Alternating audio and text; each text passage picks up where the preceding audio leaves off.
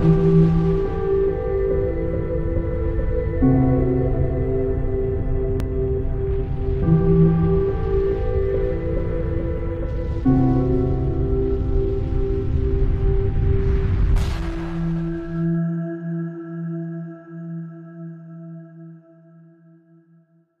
les amis, nous sommes le vendredi 4 septembre 2020.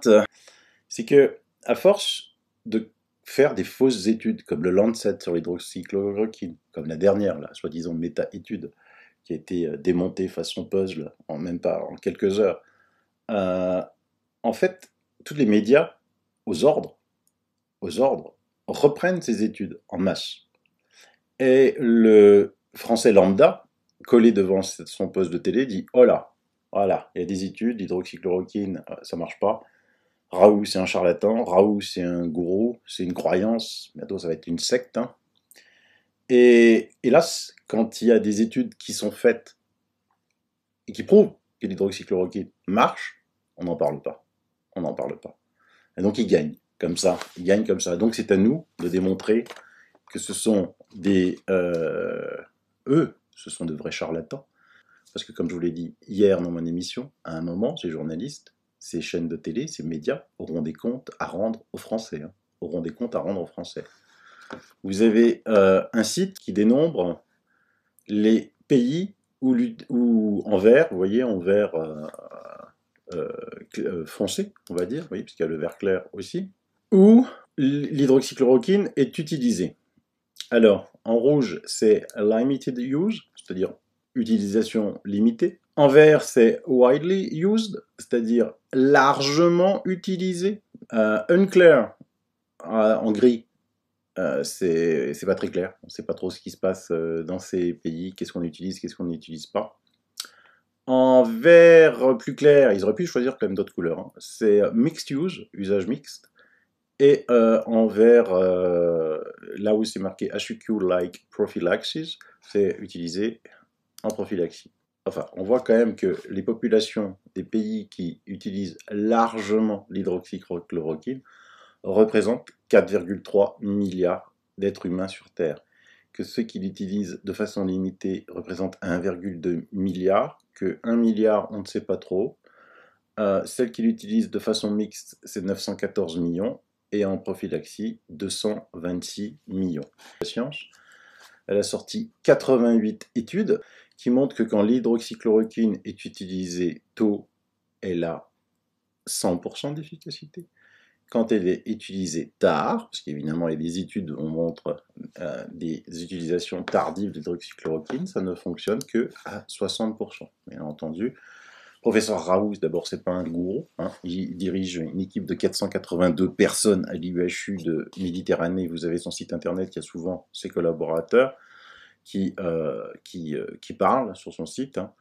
Et franchement, les traités de gourou et de charlatans, bah, je ne sais pas. Quoi. Ici, vous avez les tableaux de l'IUHU Méditerranée. Donc, pour la période entre le 15 juin et le 31 août, vous voyez en bas à gauche, Méditerranée infection, 1628 patients traités à l'hydroxychloroquine, azithromycine, 1 mort. 1 mort.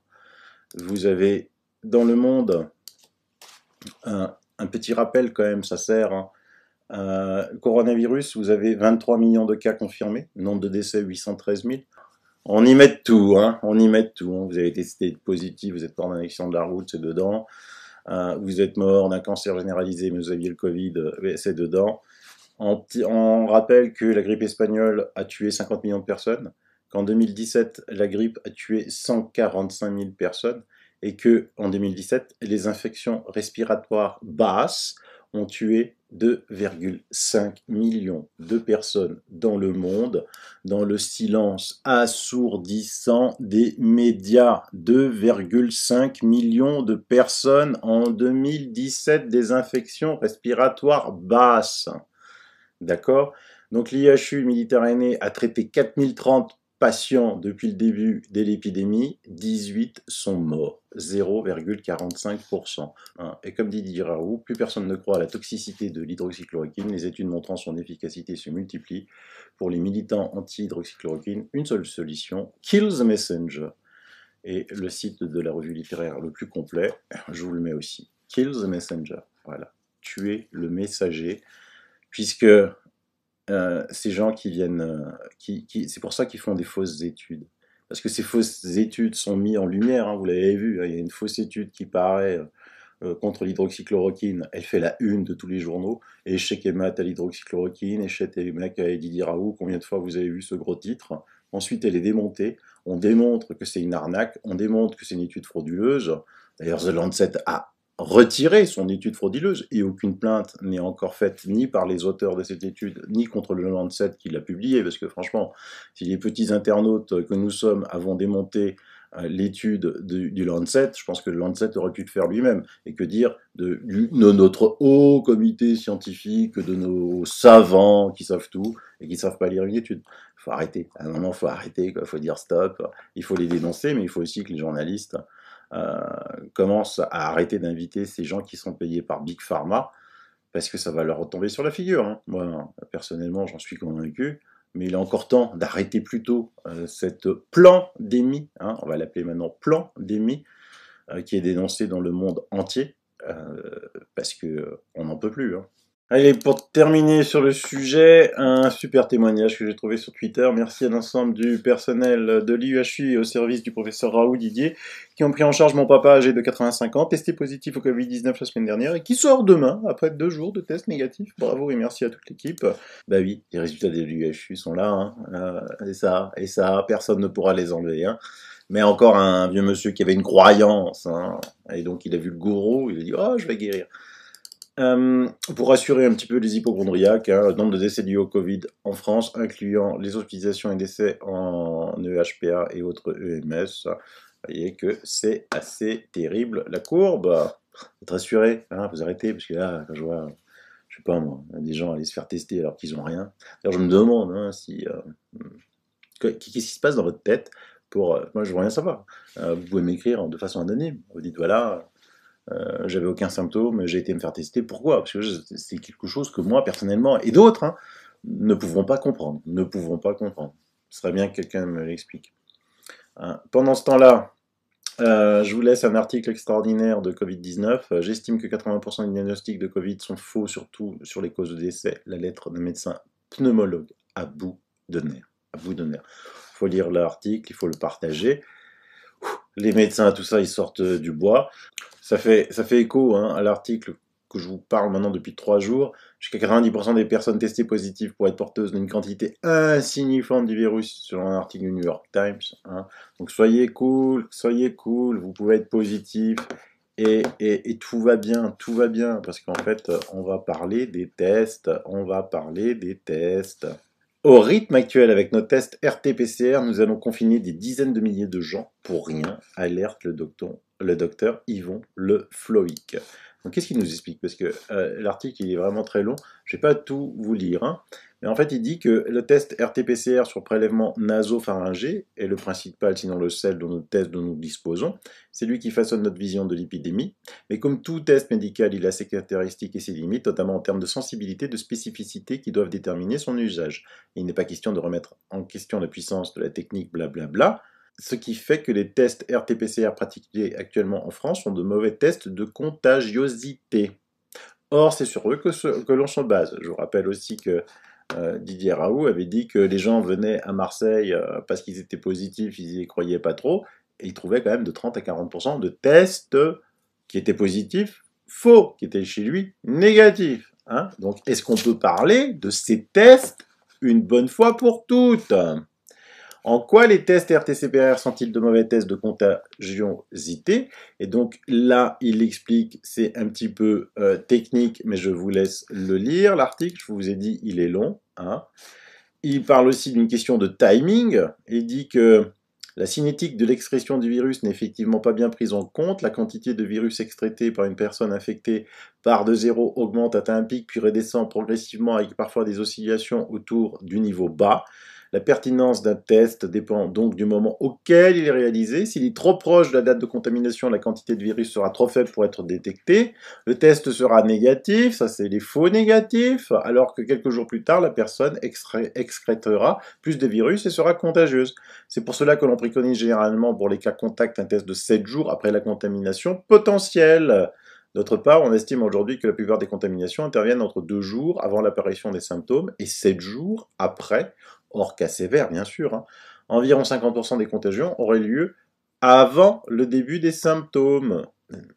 Cette cinétique est à mettre en relation avec la politique actuelle envers les clusters, le temps de constater les symptômes, d'enregistrer au moins 3 cas positifs, de retracer leurs contacts, de les faire tester et d'obtenir des résultats. On va probablement finir par mettre en quatorzaine des personnes au moment où ils ne sont plus ou presque contagieux. C'est à la fois peu efficace pour éteindre les clusters et inutilement pénalisant pour la société. Je ne sais pas quand on va comprendre ça, pourtant je pense que un gamin de 15 ans peut le comprendre, hein. Et ensuite, mais il va falloir qu'on m'explique, parce que moi je pose la question, j'aimerais bien une réponse. Faites comme si j'étais un idiot du village. Pourquoi des tests nasopharyngés, quoi? Pourquoi on va mettre un truc de 15 cm qui s'enfonce là jusqu'au cerveau? Alors que lui dit que les études s'accumulent pour montrer que le RT-PCR pratiqué sur des prélèvements salivaires donne des tests presque aussi performants qu'avec des prélèvements nasopharyngés. De plus, on nous fait mettre des masques parce que, soi-disant, on postillonne. Bah donc, prenez notre salive. Arrêtez d'aller fouiller au fin fond de notre cerveau, quoi. Hein. Passer au salivaire facilite énormément le déploiement de tests. Pas besoin d'un technicien en tenue de cosmonaute pour faire un prélèvement. On pourrait le faire chez soi, donc bien plus rapidement et de façon répétée. Deuxièmement, il serait intéressant d'utiliser une méthode bien connue appelée le pooling. On mélange les échantillons d'un groupe de personnes et on teste le tout, ce qui permet de dire soit tout le monde est négatif, soit il y a au moins une personne positive dans le lot. C'est moins précis que les tests individuels, évidemment, mais l'intérêt est notamment de pouvoir sécuriser, blablabla. Bla, bla, bla, bla. Donc on voit qu'il y a plein de solutions et on n'y va pas, on n'y va pas. Voilà, on revient à l'analyse publiée par le New York Times qui estime que sur les ensembles des cas testés positifs et donc placés en isolement, cet été sur la côte est des États-Unis, 90% n'étaient pas contagieux. Une étude de Harvard Medical School. Voilà, voilà. Il faut arrêter maintenant. Il faut arrêter. Soit on nous mène en bateau, quoi. On nous mène en bateau. Faut en être conscient. Les journalistes, faut en être conscient. Faut vous réveiller, les gars. Hein. Faut vraiment vous réveiller. Parce qu'ils attendent le vaccin. Sauf que, maintenant, même les grands... Ah, je vais vous mettre quelqu'un qui est pro-vaccin. Comme ça, vous voyez, quelqu'un qui est pro-vaccin. C'est la virologue Maria Rita Gismondo, dont je vous ai souvent parlé, parce que moi je laisse la parole aussi hein, aux pro-vaccins, qui est donc directrice du laboratoire de microbiologie clinique de virologie à l'hôpital d'un hôpital de Milan. Elle ne pense pas qu'il peut y avoir un vaccin sûr, d'ici la fin de l'année. Qu'il y a un risque certain à la course au vaccin, c'est celui de sauter les énormes phases d'expérimentation. Elle dit le vaccin, c'est quelque chose d'important à réaliser, mais une chose sérieuse, on ne peut pas sauter toutes les phases expérimentales. On ne peut pas se le permettre. Il doit être efficace, mais aussi surtout sûr. Voilà, une Provax. Merci. Ça fait du bien. Donc n'attendez pas le vaccin, vous pouvez arrêter la pandémie. Hein. Je pense que personne ne l'acceptera ce vaccin. Donc après, vous pouvez le rendre obligatoire. Oui, bah, vous pouvez en faire des choses. Hein. Vous pouvez aussi tous nous mettre en prison, c'est pas un souci. Hein.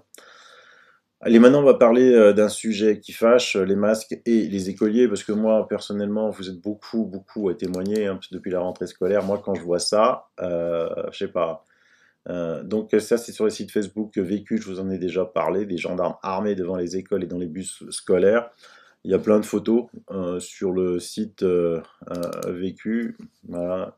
Franchement, les gendarmes, là, vous avez signé pour ça.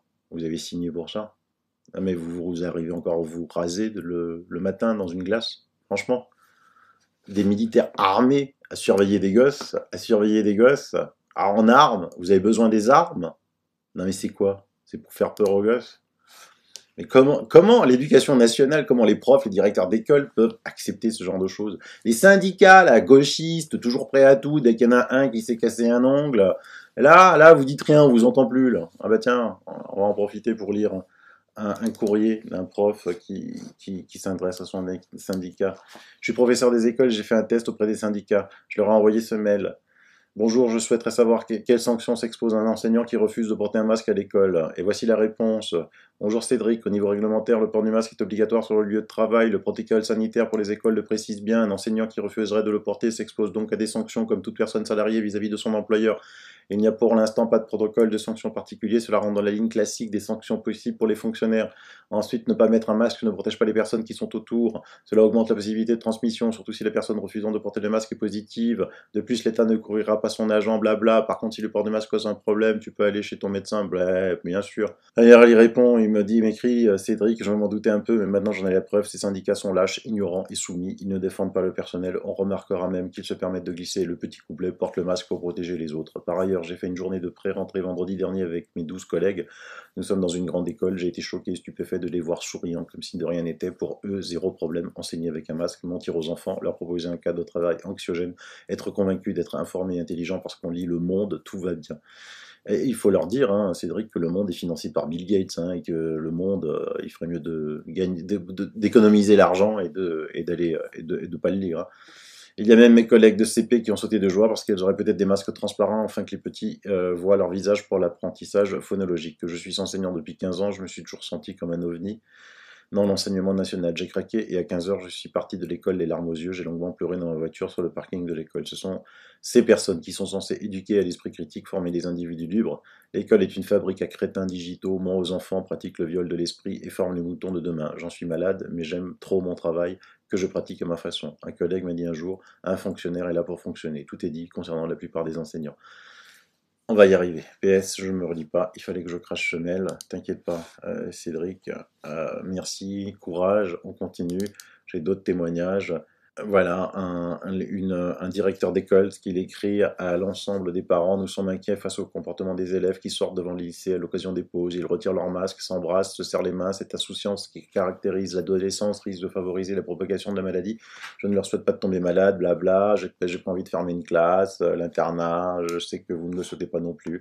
Nous allons faire un rappel, exclure les élèves. Ah, les collabos, quoi, les collabos. Avec la France. Pendant la Deuxième Guerre mondiale, hein, c'était le pays qui a donné le plus de juifs aux nazis. Hein. Un vrai pays de collabos, il faut le savoir. Hein. Bonjour madame, je fais suite à votre dernier mail. Des aérosols sont produits par l'expiration de la bouche ou du nez. C'est pourquoi le port du masque est obligatoire aussi au niveau du nez. J'entends parfaitement votre point de vue, je ne le partage pas, mais je respecte les idées de chacun. Ça, c'est aussi en réponse à quelqu'un un parent d'élève qui a écrivé au proviseur. Elle dit quoi l'autre? Elle dit que les aérosols sont produits par l'expiration de la bouche au nez. C'est pour ça que le port du masque est expiratoire. Donc elle a fait des études, elle est proviseur, et elle pense que le virus, il va pas sortir du masque. Bah, donc l'air ne sort pas du masque, hein, parce que le virus, il fait 0,1 micron. Hein. Donc ça, je vous l'ai déjà expliqué. Il faut arrêter cette aberration de penser que c'est parce que on a un masque que ça protège du virus. Hein. Donc si elle a du virus, elle le met dans la salle aussi bien, mais on verra un petit peu plus loin les masques. Hein. Ça, c'était avant-hier. Témoignage d'un prof au collège. Ce matin, j'ai accueilli mes élèves de 4e, dont je suis le professeur principal pour l'année à venir. J'ai reconnu leur frimousse, j'ai croisé leur regard, imaginé leur sourire. Je leur ai parlé longuement, information, livre, emploi du temps, c'est difficile, il faut parler plus fort, surarticuler, l'air manque, il faut parfois élever la voix pour réclamer le silence, mais je m'adapte, je garde mon sourire, peut-être devine-t-il, je dédramatise, j'essaie en tout cas, ils devront garder le masque pendant les récréations, pendant les clubs, même pendant la chorale, véridique, ils ne pourront pas manger avec leurs amis des autres classes, certains ont les larmes aux yeux, ça me fait mal, les élèves posent des questions, beaucoup, ils ont du mal à se faire comprendre, leur petite voix ne passe pas la barrière du masque, je n'ose pas leur faire répéter, c'est fatigant pour eux, je fais des efforts pour comprendre, les plus timides se font oublier, c'est la fin de matinée, il commence à faire vraiment chaud, certains tentent d'écarter leur masque ou respirer, je leur regarde, je ne leur dis rien. Ils le remettent docilement. J'ai le droit de les sanctionner, j'ai le devoir de le faire. Pathétique. J'ai envie d'enlever cette merde qui colle à mon visage. Mais plus encore, j'ai envie de leur enlever à eux, innocents, qui n'ont rien demandé. C'était la rentrée des classes. Je les ai eus pendant 2 heures. À partir de jeudi, ce sont des journées de 8 heures de cours qui vont s'enchaîner. Quand allons-nous réaliser l'horreur que nous sommes en train de leur infliger? Une question sans réponse, pourquoi? Honteux, inadmissible, quand je lis ça, j'en ai les larmes aux yeux. Dictature horrible pour nos enfants, le 12 septembre, tous ensemble, tous unis, faisons tomber Macron sous gouvernement de criminels. C'est très dur à lire, hein, ce témoignage. Franchement, c'est très très dur. Nous sommes le 4-9, je suis abonné à votre chaîne YouTube, je viens de visionner votre vidéo. Hier, j'ai été consulter mon médecin traitant pour qu'il me fasse une attestation médicale pour le port du masque, car depuis que le masque est obligatoire, Sur ma peau est apparu au niveau nasal et autour des lèvres et même dans mes narines des boutons. Le diagnostic du médecin, impétigo, médicament prescrit, juste une pommade. Je lui ai dit que je ne peux pas porter un masque sur une pommade, mais rien à faire, l'ordre des médecins leur a interdit de faire des attestations. Voilà, les médecins ont plus peur de l'ordre des médecins que du Covid-19. Non mais attendez, les médecins, vous avez fait un serment d'Hippocrate, hein, c'est pas pour répondre aux ordres des médecins. Donc ça, si vous avez des témoignages comme ça, disons, on va apporter plainte aussi en justice. Hein, parce qu'il ne faut pas croire que l'ordre des médecins est le bon Dieu sur Terre. Ils n'ont pas à faire ça. C'est stipulé dans la loi. Si vous avez des contre-indications médicales, le masque n'est pas obligatoire. Si le médecin ne veut pas vous faire une attestation pour non-port du masque, faut le dénoncer. Dénoncez-le. Dénoncez-le. N'ayez pas peur. N'ayez pas peur. Allez en justice. Encore aujourd'hui, une victoire à Lyon. La justice a révoqué le port du masque obligatoire en extérieur à Lyon et sur Villeurbanne. Donc arrêtez d'avoir peur. Ne croyez pas que le médecin c'est un omniscient. S'il refuse ça, il doit aller en justice. Il doit aller en justice. Ok ? Faut maintenant arrêter. Il faut que la peur, elle change de camp complètement là. Hein. Allons en justice. Et donc, parlons des masques. Regardez. Allez. Lorsque les chirurgiens lors des opérations ne portent pas de masque, oh, qu'est-ce qui se passe? Qu'est-ce qui se passe? Parce que là, on est dans les salles de chirurgie. Hein. Ayant fait des études de médecine, j'ai été choqué lorsque j'ai lu le livre de Neil Hoare, publié en 1981 dans les Annales du Collège Royal des chirurgiens d'Angleterre.